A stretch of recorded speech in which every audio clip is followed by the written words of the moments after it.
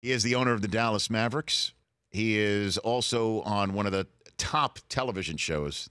Love me some Shark Tank. It's moving to Sunday nights, coming up on ABC starting on October 1st. He's Mark Cuban back here on the Rich Eisen Show. How are you, Mark? Great, Rich. How are you doing, buddy? I am doing great. So I guess let's jump right into it. What did you think, Mark, when you saw the news that the Pacers had charged the Lakers with tampering? What did you think of when you saw that? I mean, it's hard to tamper, and it's even harder to prove because, I mean, it's not like players aren't aware of everything that's going on, and their agents aren't aware of everything that's going on within different organizations, and their agents know everybody in all the different organizations. So it's really hard to do and hard to prove. But I see where the Pacers are coming from. You know, you just want to make sure that there's nothing that you don't know about or that could have gone wrong. So it's kind of like a hedge just in case, but I doubt anything will come of it. Yeah, I mean, how much do hard feelings come into play when you're an owner or you're in a front office of a team?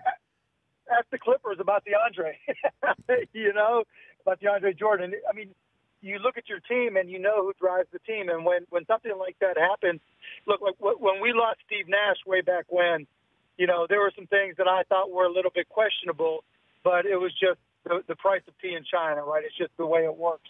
So you do have your feelings hurt. You do get a little bit mad.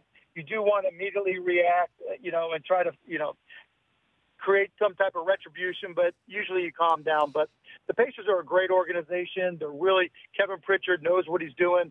So maybe he has something that we're not aware of. Now, I before you joined on the phone line, I did mention about how you were on the business end, if you will, of a tampering fine from the league back in 2010 for merely answering a question about LeBron in a normal way. Of course, you're going to be interested in somebody of LeBron James's stature. So, what does the league tell folks in your position about what you can say and what you can't say on fronts like this? They're pretty clear, right? But sometimes, like that interview. It just didn't even cross my mind that this would connect the two when they asked me about it. And so sometimes you get caught. But that was also a little bit of a different era. I mean, David Stern loved to find me just because he needed the donut money. It was kind of a little battle that went on between us. And Adam's a lot different. With Adam, there's got to be intent. With David, if you just broke the letter of the law, even if not the intent, then he was going to nail you, especially me. So, I think Adam will look to see if there's any intent, and we'll see what happens. When was the last time you spoke to David Stern, Mark? I talk to him every now and then, actually. I mean, look, I love David. We butted heads a lot and disagreed on a lot of things, but I learned from him. I think he learned from me, and I'm better for it. So we'll talk different types of technologies. He tries to keep up on everything. He's still really active in investing in young entrepreneurs, which is a passion of mine, and so we'll talk about a lot of cool stuff. Mark Cuban joining me here on the Rich Eisen Show. One of the pet peeves I had over the NBA season of 2016-2017, Mark, was the resting of stars in cities where they visit only once. A lot of Clipper fans were excited to see LeBron, didn't get to see him. Do you think that situation has been rectified with the new schedule that was just announced last week? I'd say we're 90% of the way there. I can't tell you how many years, Rich, I've been complaining to the league that we can solve that problem by dealing with the schedule. And it took a few employees rolling off of the NBA payroll before we really got into the technology to do the regression analysis that could solve all that.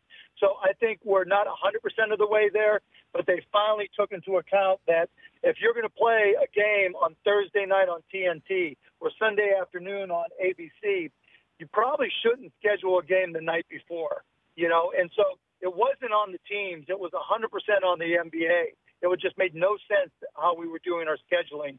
So, yeah, I think Adam's really gone a long way towards fixing it. But what would you ever tell Rick Carlisle, do not rest our top players when we're visiting, say, Madison Square Garden or the one time that you're visiting Washington, D.C. or Cleveland? Would you ever give that directive to your coach? No. Nope, because the bigger picture is still the bigger picture. And so we're trying to win championships. We're trying to accomplish our goals. And I'll probably talk to him about it. But if it's in line with our goals, we'll sell a whole lot more tickets and have our fans a whole lot more excited when we're accomplishing those goals than any one given game.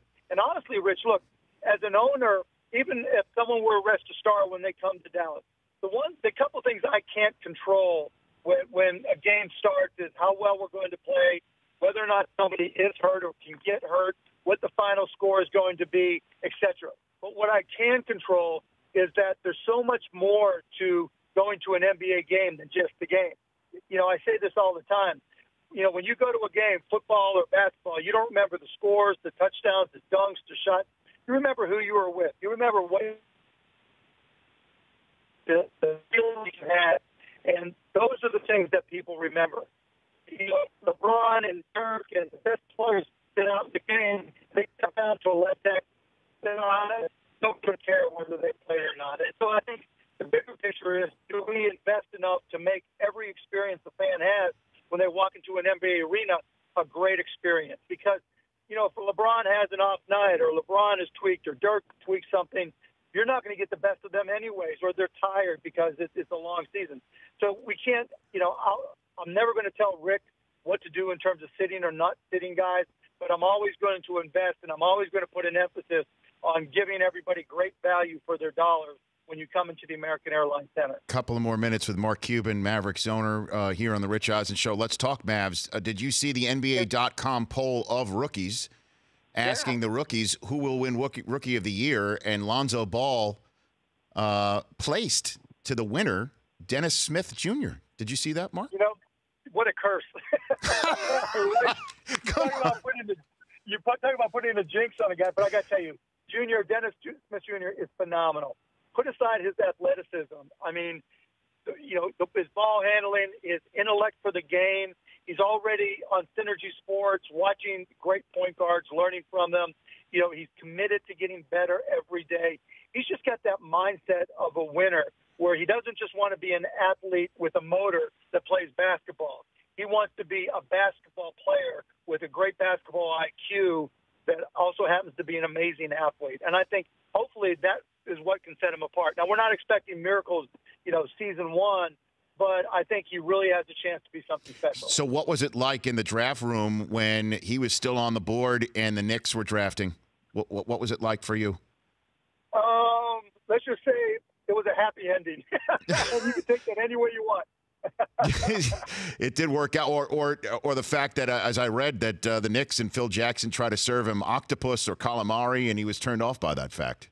I mean, who knows, right? I mean, look, the thing about the draft, there's so many misdirections that take place from all teams, and so you have a good feel, because what happens is all the GMs talk to each other, and they try to play coy about their own pick, but they have no problem talking about what they know from other teams. So you get a good sense on the board, but there's always a couple guys that you aren't quite sure about. And Dennis Smith was one of them. For us, he was top 3 in our board going into the season, and then he got a bad rap when North Carolina State didn't have a good year.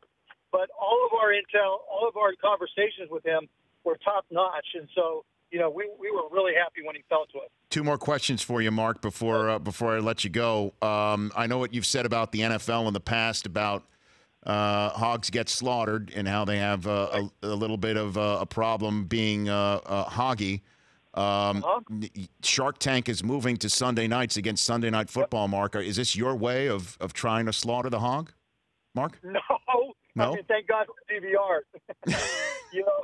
The good news is, Shark Tank's still an incredible show. It actually, we've got A-Rod, we've got a lot of incredible guests, Richard Branson, and so we're still going to be a great show. But, yeah, are we going to beat the NFL, or are we going to take a notch out of them? No. But the good news is, probably 55, 60% of our viewers are women, and because of that, we're good counter-programming. And for the men who like to watch, we're hoping they'll just DVR it and watch it within 3 or 7 days.